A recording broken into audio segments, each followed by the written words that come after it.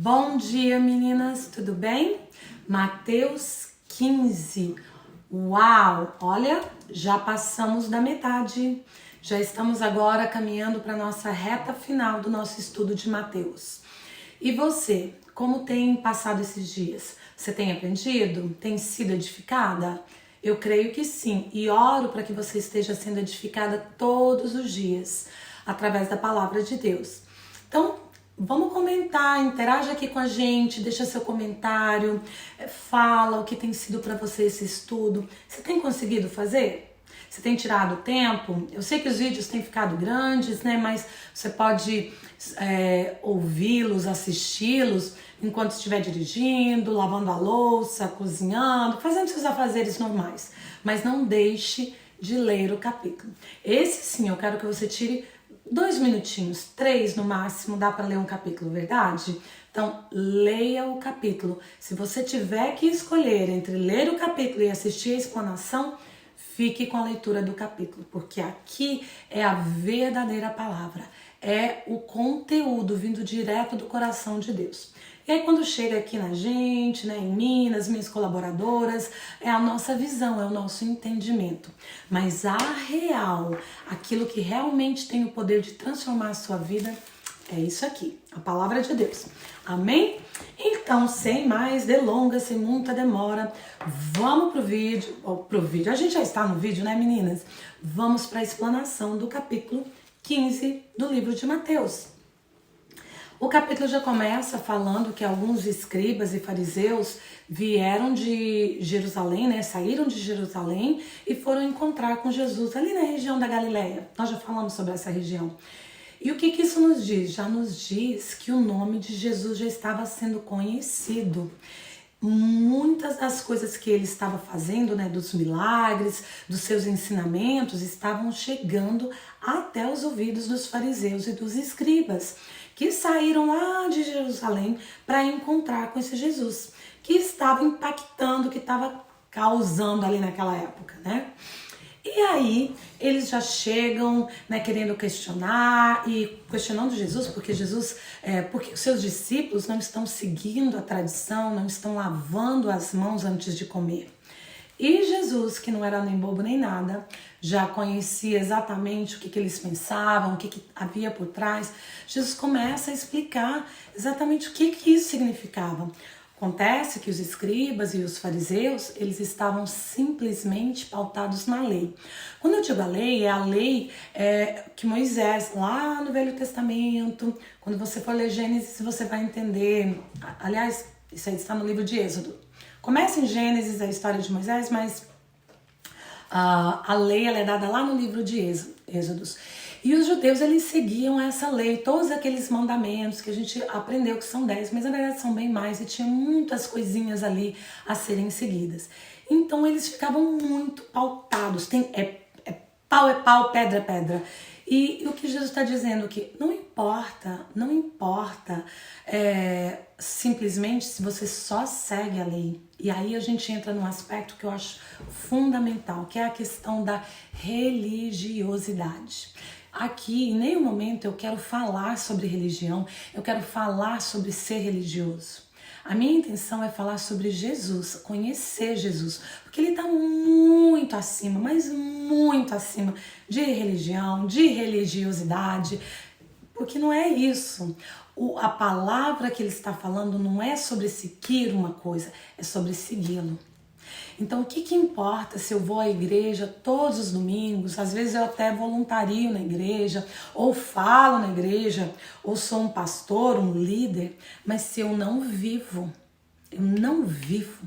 tanto aquilo quanto eu prego, ou quanto aquilo que eu tenho demonstrado, aparentemente, quando as pessoas me olham, elas me acham, nossa, essa pessoa está aqui na igreja, ela está fazendo algo na igreja, é uma pessoa que tem Jesus com ela, que conhece. Não necessariamente. Olha, meninas, a gente tem visto tantas pessoas que pregam, que falam do nome de Deus, que fazem isso e aquilo, mas na verdade são verdadeiros lobos vestidinhos de cordeiro.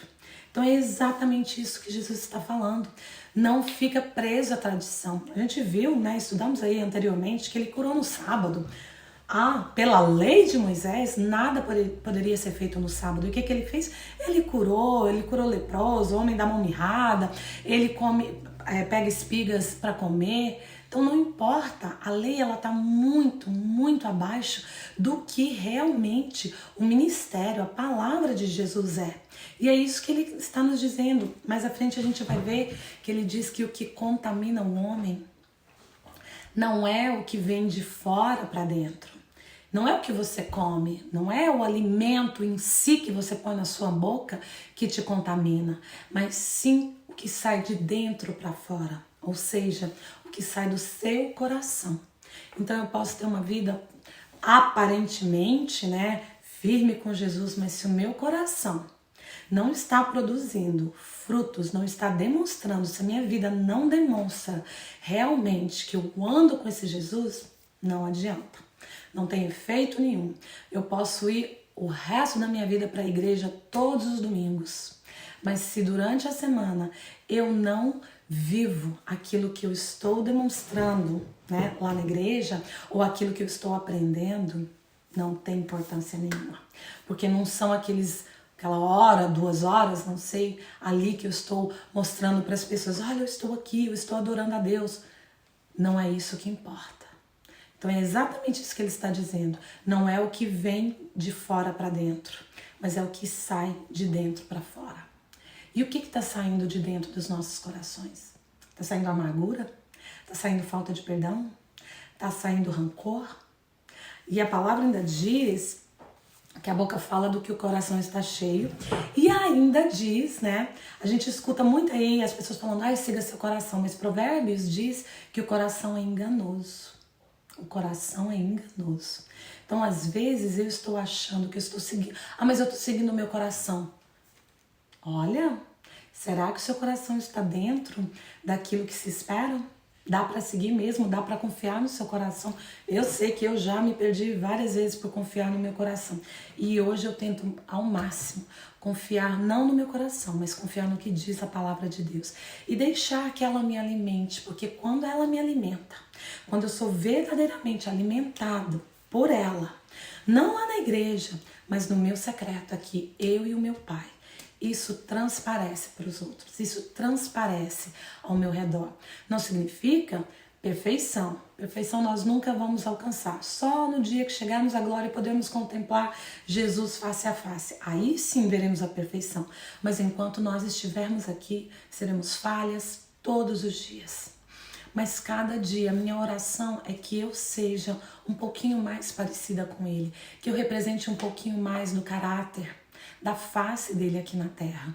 Então que eu seja alimentada pela palavra e que essa palavra que está me alimentando transborde e mostre o caráter, a personalidade de Cristo. Amém? É muita coisa pra gente falar em um simples capítulo e eu vou terminar com uma coisinha aqui que a gente passa um pouquinho mais pra frente. Novamente, uma outra multiplicação dos pães. Os discípulos estão ali, tem uma multidão com Jesus. Não é a primeira, essa é a segunda. Jesus já havia multiplicado os pães anteriormente. E aí Jesus fala, vamos despedir a multidão, que já tem 3 dias que eles estão aqui em jejum, não estão comendo. E os discípulos poderiam simplesmente, Senhor, mas ali atrás, outro dia, o Senhor multiplicou o pão. Então multiplica novamente. Porque eles já nesse ponto, eles já sabiam da capacidade de Jesus. Eles já sabiam que Jesus podia fazer. Mas eles novamente, não tiveram fé para falar, Senhor, multiplica. Coube a Jesus falar, quantos pães nós temos? E Jesus multiplica novamente. Isso também nos mostra que, enquanto Jesus não é crucificado e não ressurreta, nossa, essa palavra em português, eu não sei, ressuscita. Gente, tem hora que é uma confusão aqui na minha cabeça. É o inglês, é o espanhol, é o português. Então, enquanto Jesus não ressuscita, eles não têm a compreensão total do ministério de Jesus, do Messias, do que o Messias era capaz de fazer. E a gente só vai ver os apóstolos, os discípulos tendo essa compreensão lá no livro de Atos, que aí eles entendem realmente para quê e por que o Messias, Jesus, havia vindo. Então, se um dia ou outro a sua fé está um pouco pequena, hoje você não está crendo muito, Tá tudo certo. Simplesmente peça a Ele, porque Ele está ali para multiplicar o pão. 1 vez, 2 vezes, 3 vezes, quantas vezes forem necessário. E hoje eu quero deixar você terminar, né, deixando uma palavra de peça a Ele primeiro que multiplique a sua fé, mas que use tudo isso que você tem aprendido, para que o que saia da sua boca seja edificante para outras pessoas, para que o seu coração seja cheio da palavra, seja cheio da presença de Deus e você possa transbordar para suas irmãs, para sua família, para seus amigos, no seu trabalho, num passeio ao shopping, onde quer que você vá, que a sua boca realmente fale que o seu coração está cheio, que é cheio da palavra de Deus. Amém? A gente se vê amanhã em Mateus 16 e tenha um dia lindo, abençoado, cheio da presença de Deus. Em nome de Jesus. Amém.